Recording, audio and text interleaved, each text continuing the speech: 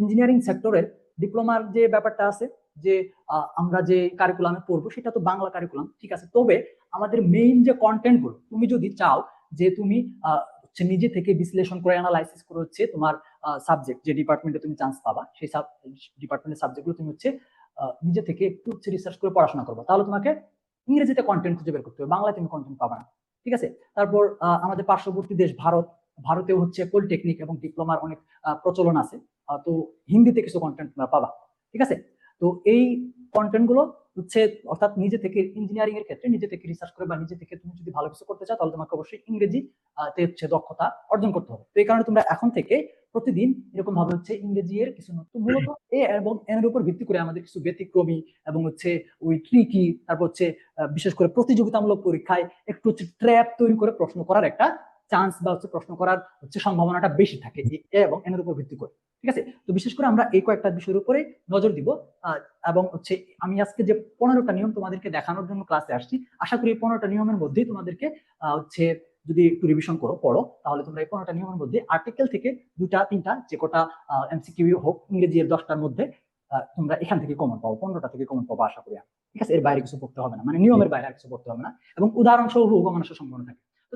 এরপরে আর হচ্ছে এ বা এন নিয়ে তোমাদেরকে বোঝাতে হবে না। যেমন ধরো এখানে কি বলছে, এই যে কনসোনেন্ট সাউন্ড এ, আমরা তো ভাওয়েল করে আসলাম, তাহলে ভাওয়েলের নিয়ম প্রয়োগ করবো। যদি আমাদের কি হয়, ওই যে ভাওয়েল কনসোনেন্টের নিয়ম, তাহলে আমাদের কনসোনেন্ট হলে এ, এটা তো আমরা পড়ে ফেলছি, তাই না? এটা তো আর আমাদের এখানে সমালোচনা করার কোনো দরকার আছে? দরকার কিন্তু নাই, বলো। না স্যার, নাই নাই। আচ্ছা, দুইটা এই যে ভাওয়েল কনসোনেন্ট সাউন্ডের উপর ভিত্তি করে একটা আর্টিকেল, অর্থাৎ ওই যে তোমাদের 10টা প্রশ্ন এমসিকিউ থাকবে না ইংরেজিতে, 10টার মধ্যে একটা মনে করো কনফার্ম, দুটাও হতে পারে যদি কপাল ভালো থাকে, তবে 10-এর মধ্যে এক তোমরা পেয়ে গেছো, বাকি 9 নিয়ে তোমাদের করতে হবে এখন, ঠিক আছে।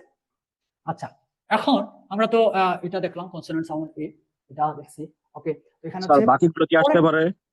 বলো স্যার বাকিগুলো কি কি থেকে আসতে পারে? বাকিগুলা।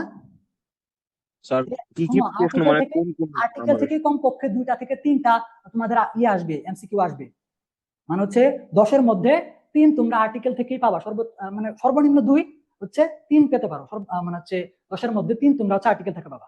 এখানে আমি কয়টা নিয়ম পড়াইছি? 2টা নিয়ম পড়াইছি, 2টা না, এটাকে মূলত একটা নিয়মই বলা যায়, ভাওয়েল সাউন্ড কনসোনেন্ট সাউন্ড।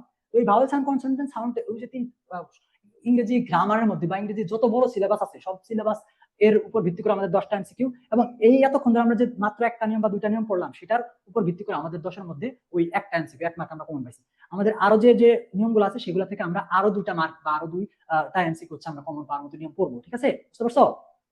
এরপর যে নিয়মটা আছে সেটা হচ্ছে অ্যাব্রিভিয়েশন, হচ্ছে সংক্ষিপ্ত রূপ, শর্ট ফর্ম ব্যবহার করো না। যেমন হচ্ছে ধরো কি good night, GD anti, anti না সরি N8, তাই না? গুড নাইট, ঠিক আছে। তারপরে কি আর তোমরা এগুলো হচ্ছে আমি আমি সবসময় বাংলাতে চ্যাট করি, তো আমার অতটা মনে থাকে না। তোমাদের নাইমুর সার্ভার হচ্ছে এই ইংরেজি টাইপিং এর ব্যাপারে, বিশেষ করে হচ্ছে মেসেজ টাইপিং এর ব্যাপারে খুব উস্তাদ, মানে যত রকমের শর্ট ফর্ম আছে, কেউ যদি হচ্ছে মানে কারো যদি জানা লাগে বা এই বিষয়ে যদি কোনো জ্ঞান লাগে, তাহলে হচ্ছে তোমরা নাইমুর স্যারের সাথে যোগাযোগ করবে, তোমরা এই জিনিসগুলো জানতে পারবে। যেমন হচ্ছে গুড মর্নিং, যেমন হচ্ছে MRN, এরকম হচ্ছে এরকম শর্ট ফর্ম যে ব্যবহার করো, ঠিক আছে। শর্ট ফর্ম গুলো হচ্ছে মূলত অ্যাব্রিভিয়েশন। অ্যাব্রিভিয়েশন মানে হচ্ছে সংক্ষিপ্ত রূপ। অ্যাব্রিভিয়েশন শব্দের অর্থ আমরা কি বলবো? সংক্ষিপ্ত রূপ। সংক্ষিপ্ত রূপ বা শর্ট ফর্ম, ঠিক আছে, শর্ট ফর্ম। আর তোমরা বলতে পারছো শর্ট ফর্ম বললে তো আমরা বুঝতেই পারতাম। তো এই জাতীয় শর্ট ফর্ম গুলার যে ওই যে দেখো আমরা ভাওয়েল কনসোনেন্ট যাই করি না কেন, আমাদের উচ্চারণের ব্যাপারটা আসবে, নির্দিষ্টতা অনির্দিষ্টতা বোঝানো। এই এমটা যখন উচ্চারণ করতেছো কেমন ভাবে উচ্চারণ দিচ্ছে? এম, এম, তাহলে দেখো এখনো কিন্তু হয় নাই, এটা আমাদের ওই যে কনসোনেন্ট সাউন্ড ছিল এ, তার মতো উচ্চারিত হচ্ছে, বা এ তার মতো উচ্চারিত হচ্ছে, সরি ভাওয়েল সাউন্ড। এই যে ভাওয়েল সাউন্ড আমরা পাইলাম, এই ভাওয়েল সাউন্ডের কারণে মূলত আমাদের কি বসবে এখানে? MBBS এর পূর্বে আমরা যদি অনির্দিষ্টতার আর্টিকেল বসাই, তাহলে আমাদের কি বসাইতে হবে? এন বসাইতে হবে। বি যখন আমরা উচ্চারণ করি বি ই, বিই, বি, এটা কিন্তু এ এ ই ও এর মতো কোনটাই উচ্চারণ হচ্ছে না, এটা বি এর বি উচ্চারিত হচ্ছে, বি, ঠিক আছে।